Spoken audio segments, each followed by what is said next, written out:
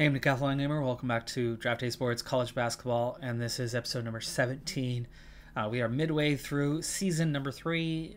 Unfortunately, our second year in independence, even though our record was good enough to get promoted back to Conference V last season, it turns out it was all down to the net ranking. So this season, we pay much closer attention to what's going on in the net ranking than what's going on with the overall record. Speaking of overall record, we have played 3 more games from where we left off at the end of last episode. We were 1-4. We are now 2-6. It's not a good record. This is much worse than last season, but the calendar, the schedule, is crazy hard compared to a year ago. We have just 3 home games this entire season, 12 road games to play. We've now just played that first home game of the season. It was a victory, so we're perfect at home, and 1-6 on the road. So 12 road games. We've played 7 of those. Just 1 win from those 7. If we can get at least 1 more win, maybe 2 on the road, I love our chances of going up. In fact, now if you look at the updated net rankings throughout the 6 teams that are here, remember 4 go up, 2 will stay put in the independent conference next season. Only 1 team has done well, and that's Delaware State. But they're playing all their games at home. They are 4-1 at home, 1-2 on the road, 5-3 overall. So their net, which was inside the top 100, has slipped quite a bit as they've lost a couple games here recently, including a home one. Prairie View was the other team that was really good. They were, I think, 3-1 or 3-2 to start the season. Now 3-5 with a 3-3 home record and winless on the road. Their net ranking went from the top 100 to 344, one of the lowest, which means the wins that they've had have come against very low-ranked teams, and then they're just simply losing to everybody else. And because it was at home, it's played out to a net ranking that has completely flipped its lid from where it was. That means things have really opened up for us. Our net ranking is just about the same as where it was, as we've gone 1-2 over the last 3, where we were 1-4. But the 1-4, that was a road game win. The 1-2, that's a home game win. Less value. And essentially our net is identical. So you can see how that kind of translates. Chicago State just 10 spots ahead of us. Now 2nd in the net rankings. So we're 3rd. We are well above the bottom 3 at the moment. But there's plenty of season to go. We're roughly halfway through our schedule. Let's quickly make our way through the schedule to come. Now, our next couple are almost certainly going to be losses. We have Portland State and Oregon on the road. Yeah, don't expect fireworks from those. Ronnie Wallace was hurt. I'm not sure if he's back to full strength just yet, but he should be just about there as we are mid-December now. 2-8. It's definitely not looking good, but as we saw, our net ranking was holding pretty steady, and losing to Portland State and Oregon decisively at Oregon in that one has only dropped our net ranking by a single spot. They're teams that were just too high, too good. Portland State, we only lost by 10, but loss is a loss. Now, looking at the remaining schedule, 2 out of the 5 remaining games are at home, so that's going to be a huge opportunity for us. But McNeese State, they're 5-4 overall. They've only played 9 games compared to us, but that's because these teams all play fewer non-conference games, and then they play busier conference schedules. So for us, there's only a single week where we don't play 2 games in this whole stretch, and then they get into that conference schedule, and we're done. Remember, we finish our season much sooner than everybody else. We do have Charleston Bobcats on the road, so we got to watch out for that one. But McNeese State, 1-3 on the road, real chance. Southern Miss, they're 6-2 overall, but they've played 6 home games and just 2 road games, and they lost both of those. Those aren't going to be the easiest games based on the fact that they are both plus 500 schools. And, we're 2-8. But you'd like our chances of getting at least one, if not possibly both of those. Now, looking at the remainder of that schedule, Marshall's 5-0 at home, and Utah is 7-0 at home. And we've got to play both of them in their homes. Probably not going to get anything there. So our best chance at a road win is the next one against Charleston, who are just 3-5 overall and not perfect at home. At just 2-1, they're vulnerable. They can be beaten. Doesn't mean it's going to be easy. So you really think we've got to win 2 out of these 3, and our net ranking's going to be safe, secure, you would think. 2 out of 3 is what we need for the next 3 games. That's a big ask, considering we've only taken 2 from 10 so far this season. We got the road win at Charleston. I quick simmed this one. I wanted to do the home game, but there it is. We got that second road win of the season. That one is huge for us. That drastically increases our chances, because now to get that 2 out of 3, we only have to win 1 out of 2 at home. That seems quite doable. Here's the box score on that one. We controlled the paint. That's the one area where we've definitely struggled this season. Second chance points, fast break points were equal. We were 56% from the field. Again, we're not holding other teams very well. We committed plenty of fouls, put them on the free throw line plenty, but we almost kept pace there. 3-pointers were quite level. Big difference was we made 8 additional field goals in comparison and had 7 more attempts. Part of the reason for that, +5 in rebounding, an advantage of 4 in turnovers. Fouls were fairly close. That's enough to get the job done. McIntyre only playing 15 minutes with 16 points, but foul trouble, most likely the route to that one. Moore as well, only playing 14 minutes. Quiet day for him, but he played well when he was on. Samuels, as we know, high volume, low conversion. At 3 for 6 is a good day. McIntyre was 6 for 8. Dyer was 5 for 8. They both did well. And Morton had a fantastic day off the bench. 7 of 8 shooting, even though he only had 3 rebounds. Looks like we had a game of runs in this one, as we led by 21 and they led by 13 at one point. Lead changes, there was only a few. It was only tied a couple times, so it was a game that swung pretty wildly.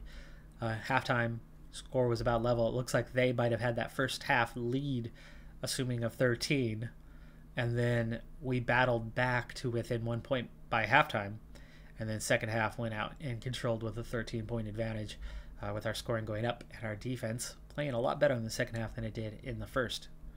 I would imagine the minutes here and the lack thereof, considering they finished on 3 fouls and had less minutes than they're supposed to have, you would assume that was in the first half. They got into early foul trouble. We got down early. They were on the bench. Team started to battle back. Morton, for example, was doing really well in that extra time that he was gaining.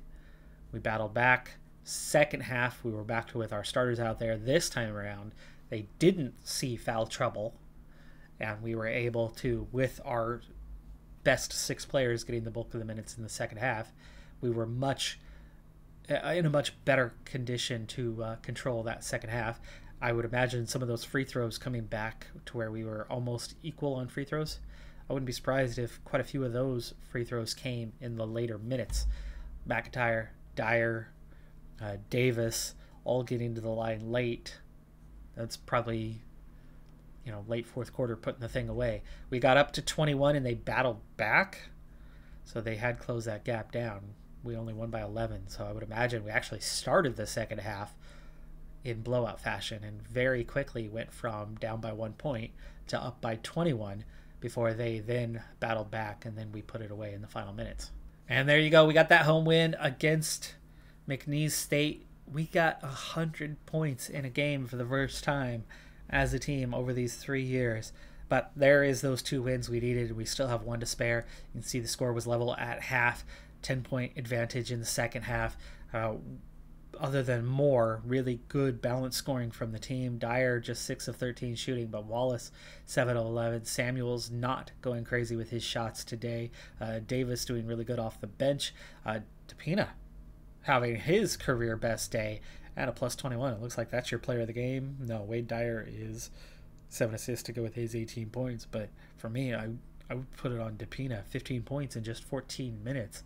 Near perfect shooting, 3 of 4 from 3. Yeah, Dyer was big. Played a bigger role in the game, twice as many minutes, but for me, DePina was the impact guy of the day. He's the X factor in this one. And so now with 3 matches left and one of those still at home and probably the only win we have a shot at the rest of the way, here's how the Independents look at this stage. We are still 4th in terms of win-loss record. And things have changed drastically. Alcorn State have won a couple straight. In fact, everybody won their last game played. Every single one of the 6 teams have won their last game. And 4 out of 6 teams have won at least 2 straight. Well, have won 2 straight. That puts a wrench in things because the net ranking has changed. Or is going to change. Actually, I don't think it's been updated yet. We're still midweek. We got to get through the rest of this week and see how the net rankings are going to look. Let's finish the week off. All right, moving forward a couple days. It's a new week, so we have new net rankings. They're only done every Monday. So you got to get through the week to see the update. Delaware, still strong at a 175 net ranking. There was one more game played. That was Chicago State. They lost in those last 2 days there of the week. Delaware State, yeah, looking really strong, and only a few games to play. I don't see their net falling a whole lot with that strong of a net ranking. So expect them to take, top spot or thereabouts. But we have flown up by winning both games this week. That second road victory, I think, was much more impactful than the home one was. We're up to 219 in the net. This is the highest we've seen for our school, after that first few games of the season anyway. Once you really start to get into it and 10 plus games, we've never been anywhere near this in the rankings after 10 plus games. So that part's absolutely massive because it puts us second in the conference, even though our win-loss record is definitely a bit worse off than that. Prairie View still have a shot. Alcorn State, I think they're way too far down at 343. Even though they're 4-7, they clearly have won their games against some really weak teams. 3-9, Florida A&M, not much worse on the record, but almost identical on the net, just one spot apart from each other. And 3-16 for Chicago State. And Chicago State started well, but they have really, really fallen off in their last few games. I mean, I think they had 2 wins out of their first 3 or 4 games played. But you can see just 1-6 on the road for them. Yeah, this looks so good. So good. Now, if we lose all 3 of the games the rest of the way, our net ranking is obviously going to fall. And then you get into those conference schedules. And some teams that have been losing are going to start to win some games. And that is likely going to see our net ranking change. And depending on how the schools that everybody played and everybody won or lost against, these net rankings are going to change quite a bit. Remember, we finished last season, once everybody had played 15, we were 3rd. In net ranking, we finished 5th. It changed after everybody had played. So I don't expect it to stay put. But at the moment, it is high enough that we have a huge cushion. It's going to change a bit. It's not going to change by 100 spots. And we managed to get the win against Southern Miss, Wade Dyer with 20 points. That means we were perfect this season at home. That is 5 wins now, 8 losses. We have 2 games left, both on the road, and probably not going to fare terribly well for either of those 2 games. But I think that is, especially getting the one more win out of the way, that's going to be enough. We lose to Marshall here, 93-75. Kind of a bad blowout on that one, but just one left to play. And like I said, our RPI is probably going to be as good, if not better, following that win. Final game, a loss to Utah. No surprise, we do finish at 5-10. We'll take a look at how the team performed. We'll take a look at where the net ranking is at the end of this week, because from there, you shouldn't see massive fluctuations as the teams are done. It's going to fluctuate, but I would see 10, 20, maybe 30 spots changing, not 100, right? It's going to go up or down a bit, but it's not going to go crazy. Your record is what it is, and that part's not going to change. It's just your strength of schedule based on how everybody else does the remainder of the season. So here we are, final 9-6 for Delaware State, 6-9 for Prairie View, 5-10 for us. That is a game worse than last season. We were 6-9 last year, but we played half of those games at home a season ago. This year, just 3. We were perfect from home. 3-0 at home, 2-10 on the road. Our net ranking holds at 220. Delaware State, well ahead of us. I expect that they're going to hang on to that. But with everybody now done, everybody's played their 15, the next best is 329, meaning those 4 are right near the bottom of the rankings. All 4 of them. All 4 of them are right near the bottom, regardless of what their records were. In terms of the records, we were 3rd best this season in the independents, but we had by far the hardest schedule. You look at the home away, we're looking at 8, 7, 7, 7, and 8 games. They all split roughly half their games at home, where we had just 3. So for that, for getting those couple road wins and being perfect at home, you figure if we had balanced that out, if we played 5 more games at home, maybe we don't win all those, but we get 4 of those. We easily could have been a 9-6 team as well. In fact, look at Delaware State. Look at Delaware State. They played 8 at home. They were 7-1, right? If we go 4-1 in 5 additional home games and take that away from 5 losses, which it might not have, right? Maybe it would have been one of the wins that we were taking away. Maybe we would have been 1-6 on the road, but regardless, we would have had a better record had we played more games at home. Guaranteed. We had some close losses there that if we were at home, we probably would have won those games. Anyway, it looks like we've done enough. 3rd best record on the hardest schedule by far of the bunch. The net ranking backs that up, right? Delaware State had a good record, so their net ranking's high. We didn't have a good record, but we won a fair amount of games despite a very hard schedule. Our net is rewarded as such, and the other 4, even though they won some games, they played weak schedules from the looks of things. The home and away was obviously balanced, and they didn't win a majority. They didn't have great home records. Florida A&M was 2-6 at home. Alcorn State was 2-5 at home. We were perfect at home. It makes a difference, and you can see why those net rankings are the way they are. I do not suspect we are going to fall below 2nd place. I don't think any one of those 4 is going to pick up enough of a bonus with those kind of records that they have. So for that, we should be headed back to Conference V, but only the remainder of the season will tell on whether that's the case. We also have a very quiet 2 months ahead of us where the team's done. There's nothing left to do except recruiting, and nothing recruiting-wise is going to happen until late March. So we've got a while to sit on this one and push things ahead. We'll check in on the net, let's say, in 1 month's time, and then again at the end of the season. And with the February check-in, things are going the right direction. Delaware State's record looks even better right now, even though almost all their wins came from home. They're into the top 100, but we have pushed inside the top 200, where none of those bottom 4 have altered their position substantially.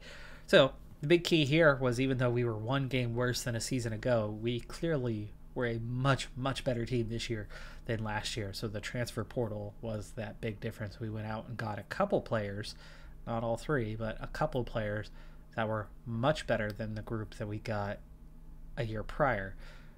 And so short-term transfer portal is absolutely the way to go. If you can't get a Darius Q, you shouldn't be wasting your time on the lowest recruits, because out of the transfer portal you can get some pretty decent talent. Now, that's not to say it's going to work out every year, and we have more problems having those guys on the roster than without them. But after 3 incidents in the first 2 weeks with Samuels, for example, we had no additional incidents with him ever since. He just came in a little bit rough around the edges and then seemed to settle into the squad, and no further issues with him. Knock on wood that it stays that way, but so far so good with that. So our 5-10 record is looking better and better every week as time goes by, because we're beating teams we shouldn't be beating with a difficult schedule, and the others just didn't do the same thing. Okay, so we have a recruiting update. With my assistant coach's help, there had definitely been some progress when it came to the players that I was recruiting. Remember, my list was down to 9 overall, so 8 left available guys on the list, and I went from 4 of them being cool on us to a couple being warm, 1 being hot, and 5 out of 8 being at least cool. So we definitely made some progress. Now, Myron Hammond, the center that we were after, is one of those ones who went from cool to warm and then to hot. But my last check-in with him last week, I looked at him last week. Yes, we were hot, but we were still only 6th on his list. Now, I don't know if any of the 5 above us on the list had offered him a scholarship. Had they not, if they weren't in contact with him, let's say he wanted to go to Oregon and UCLA and Arizona and Georgia, Maryland, right? If those were his top 5, much bigger programs than ours, and none of them were in with him, had done more than talk to him a couple times, but if none of them were offering and none of them were coming back and talking to him on a regular basis, no matter how much he loves those schools, he's not going to be going there unless he goes there as a walk-on. At some point, he either has to accept his fate that we're the first school, the highest school on his list, that is interested, that has offered a scholarship, and then accept that, or he's going to have to go pay for school himself and try to make the cut, make it on as a walk-on, and hope to eventually get a scholarship offer and get significant minutes for one of those top programs, seemingly his favorite program. So, have we struck gold? Well, it wouldn't be gold, he's a 1-star recruit, but he's in the top 1,000. Have we grabbed our second recruit, or did somebody else higher above us give him an offer and he instantly say, oh, hell yes, I will attend? He's picked our school. So he did ignore his other top 5, seemingly for the reason that I stated. That gives us 2 now. And, you could see from this, Myron Hammond, like I said, he's top 1,000. Not a big-time recruit. He's only a 1-star guy, but he is top 1,000. In terms of talent, he's really not that far below Darius Q. So, big grab there, and we've got our second recruit. And I'm to the point, and, see, now we're showing up as number 1. A week ago, we were showing as number 6. But anyway, not a terrible recruit. Not a good defender. But I've seen worse. It's not a D-, it's not an F. Overall, at a B-, the guy can rebound. He's going to get some steals. He can score a fair bit for us. That's good. And he's going to score inside as a center. That's what you want.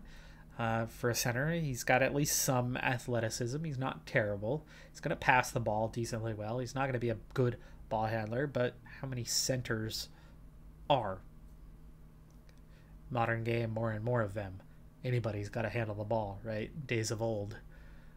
Traditional centers, they didn't need to be as athletic. They didn't need to be ball handlers. They didn't need to shoot free throws. Shaq, right? None of those things. He's not athletic. He's just a big boy.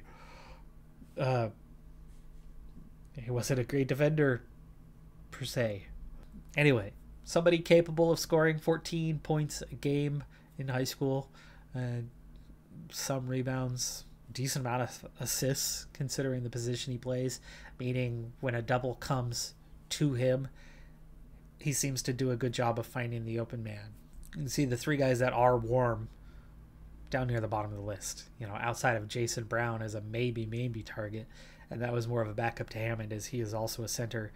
Really don't want to get him signed at this point because that's going to steal a spot away. I think I'd much rather put our focus on Callaway and get after him and ignore the others.